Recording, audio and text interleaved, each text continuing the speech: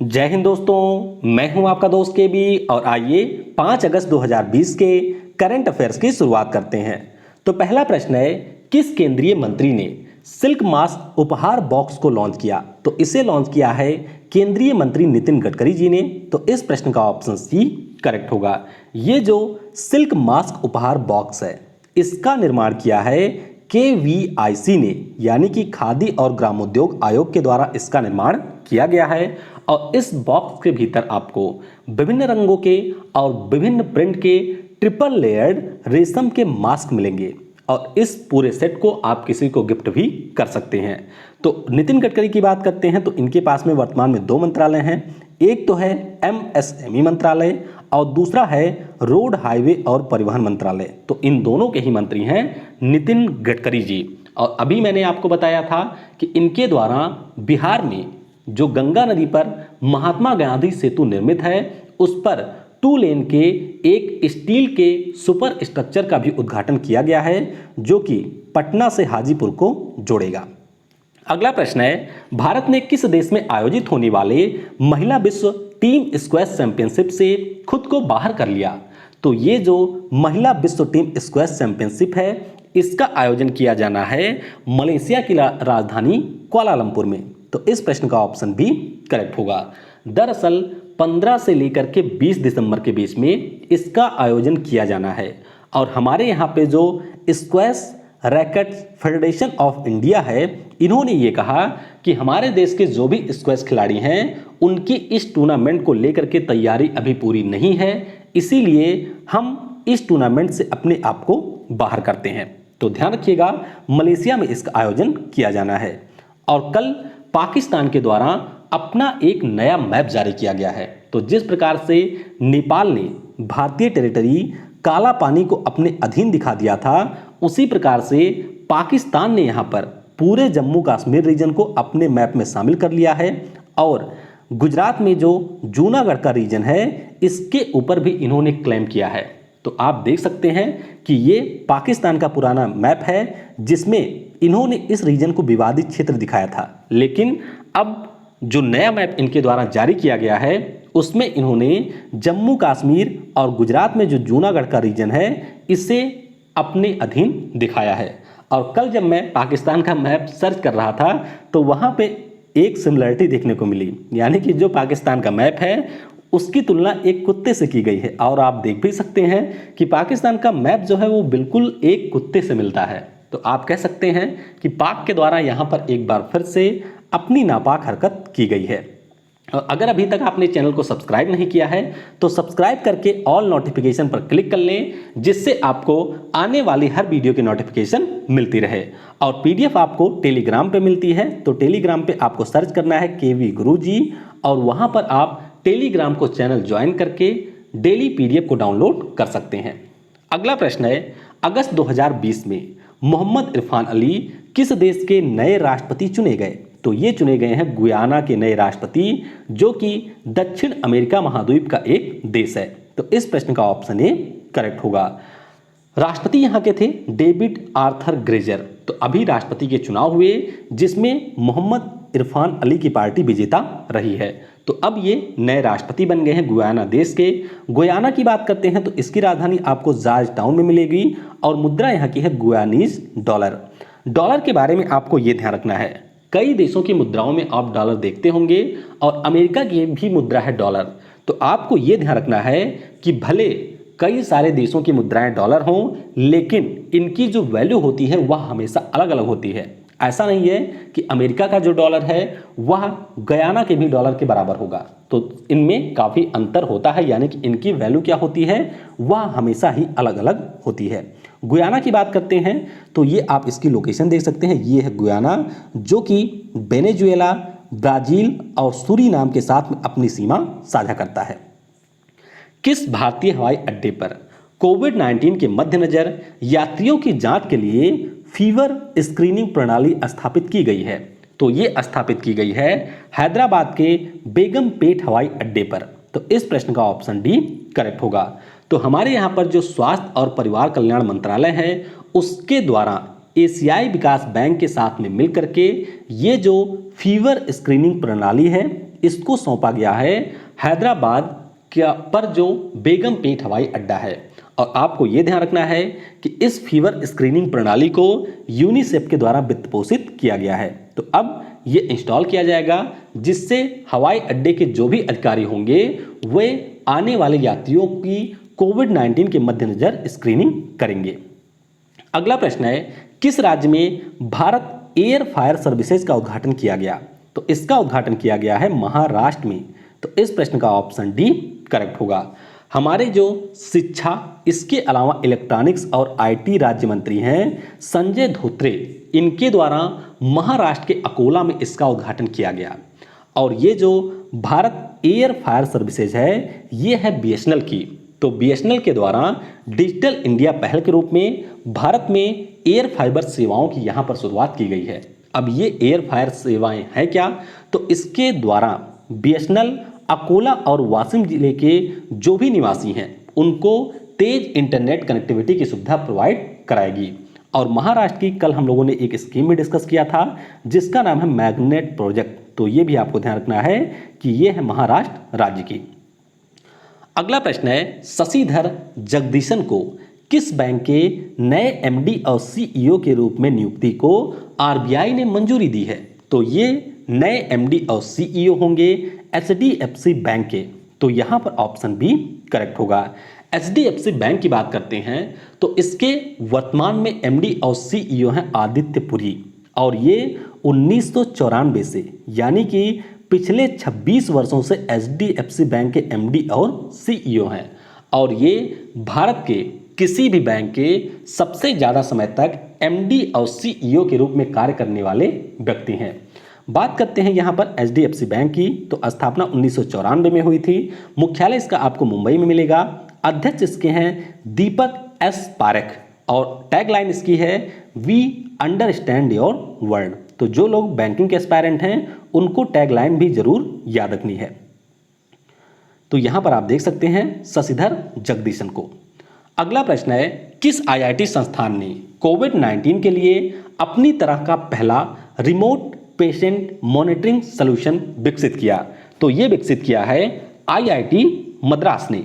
तो यहां पर ऑप्शन सी करेक्ट होगा। तो आईआईटी मद्रास का जो health care technology innovation centre है, इन्होंने हेलिक्सॉन हेल्थ केयर के साथ में मिलकर के इसका निर्माण किया है। अब ये करेगा क्या? तो नाम से ही इसके आप समझ सकते हैं, रिमोट पेशेंट मॉनिटरिंग सिस्टम, यानी कि जो भी कोविड-19 के पेशेंट हैं उनकी इसके माध्यम से निगरानी की जाएगी। और इस मशीन की खास बात यह होगी कि यह रियल टाइम में मरीज का टेम्परेचर कितना है, उसमें ऑक्सीजन का स्तर कितना है, उसकी श्वसन दर किस प्रकार से चल रही है, हृदय की गति कैसी है उसके, इन सभी को ये मेजर करेगा। अब यहाँ पर ये जो डिवाइस है इसकी कीमत होगी 2500 से लेकर के 10,000 रुपये, और 1 वर्ष तक इसका यूज़ किया जा सकता है, और एक मरीज के बाद में दूसरे मरीज में भी इसका यूज़ किया जा सकता है, यानी कि यह पूरी तरीके से रीयूजेबल है। अगला प्रश्न है, भारत सरकार ने इंडियन प्रीमियर लीग 2020 के 13वें संस्करण को किस देश में आयोजित करने को मंजूरी दी? तो कोविड-19 के कारण इस वर्ष भारत में इसका आयोजन नहीं किया जाएगा, और अब भारत सरकार के द्वारा संयुक्त अरब अमीरात में इसके आयोजन को मंजूरी दे दी है। तो इस प्रश्न का ऑप्शन ए करेक्ट होगा। तो संयुक्त अरब अमीरात के 3 प्रमुख शहर हैं, आबू धाबी, दुबई और शारजाह, जहां पर 19 सितंबर से 10 नवंबर तक इनका आयोजन किया जाएगा। इसके अलावा महिला T20 चैलेंज का भी यूएई में आयोजन किया जाएगा। इंडियन प्रीमियर लीग, इसके बारे में आपको जरूरी चीज ये ध्यान रखनी है कि अभी तक हुए 12 संस्करण में सबसे ज्यादा बार मुंबई इंडियन 4 बार इसकी विजेता रही है। अगला प्रश्न है, किस बैंक ने 3 बीमा कंपनियों के साथ लघु अवधि की कोरोना कवच पॉलिसी के लिए समझौता किया? तो यह समझौता किया है केनरा बैंक ने। तो यहां पर ऑप्शन सी करेक्ट होगा। तो केनरा बैंक के द्वारा कोरोना कवच पॉलिसी के लिए 3 बीमा कंपनियों के साथ में समझौता किया गया। इनमें से पहली है new India assurance company limited, दूसरी है बजाज आलियांज जनरल इंश्योरेंस, और तीसरी है एचडीएफसी अर्गो हेल्थ इंश्योरेंस। तो इनके साथ में मिलकर के केनरा बैंक के द्वारा ये कोरोना कवच पॉलिसी लॉन्च की गई है, और इस कोरोना कवच पॉलिसी में 300 रुपए के प्रीमियम से इसकी शुरुआत होगी और अधिकतम ये पॉलिसी होगी 9.5 मंथ के लिए, यानी कि 9.5 महीने के लिए ये पॉलिसी होगी। और इसके अंतर्गत जो भी कोरोना वायरस से संक्रमित होंगे उन्हें 50,000 रुपए से लेकर के 5 लाख रुपए तक का कवर दिया जाएगा। और ये पॉलिसी ऐसी है कि इसमें कोई इंडिविजुअल या फिर अपने पूरे फैमिली के लिए पॉलिसी करवा सकता है। केनरा बैंक की बात करते हैं तो मुख्यालय इसका बेंगलुरु में है। एमडी और सीईओ हैं लिंगम वेंकट प्रभाकर और इसकी टैगलाइन है टुगेदर वी कैन। अगला प्रश्न है, पुस्तक सियासत में सदस्यता जिसका हाल ही में विमोचन हुआ किसके द्वारा लिखी गई है? तो ये लिखी है विजय कुमार जी ने। तो यहां पर ऑप्शन ए करेक्ट होगा। विजय कुमार के बारे में आपको यह ध्यान रखना है कि ये वर्तमान में बिहार विधानसभा के अध्यक्ष हैं और बिहार के सीएम नीतीश कुमार के द्वारा इस पुस्तक का विमोचन किया गया। बाकी जो अन्य नाम हैं, रविंद्रनाथ महतो ये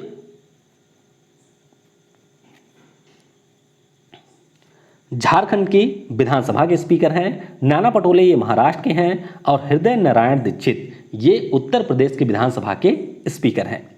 अगला प्रश्न है, रक्षा मंत्रालय व प्रशासनिक सुधार व लोक शिकायत विभाग ने किस आईआईटी संस्थान के साथ एक समझौता किया है? तो इन्होंने समझौता किया है आईआईटी कानपुर के साथ में मिलकर के। तो यहां पर ऑप्शन डी करेक्ट होगा।